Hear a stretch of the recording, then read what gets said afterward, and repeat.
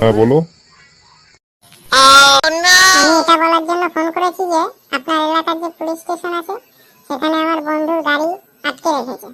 कुछ भी 10 মিনিটের মধ্যে যদি গাড়ি না ছাড়ে তাহলে আমি বাবাকে ফোন করে বলে দেবো এই ব্যাপার হয়েছে। चला जा बहुत ठीक है। চাকরিও চলে যেতে পারে। আরে বাবা রাগ করে না, রাগ করে না, আমি এখনই থানায় ফোন করে বলে দিচ্ছি, তাড়াতাড়ি ছেড়ে দেবে গাড়ি। अच्छा হ্যাঁ তাড়াতাড়ি বলুন, আমার বন্ধু থানার বাইরে দাঁড়িয়ে আছে। হ্যাঁ বলে দিয়েছি বাবা, এক্ষুনি গাড়ি ছেড়ে দেবে। ठीक है ঠিক আছে। समझ गया। আচ্ছা বাবা, তোমার বাবা কোন মন্ত্রী আর কোথাকার মন্ত্রী? মন্ত্রী না আমার বাবা।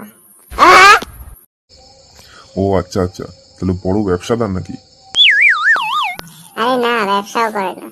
अब देख तू তাহলে কি করে ও? खत्म।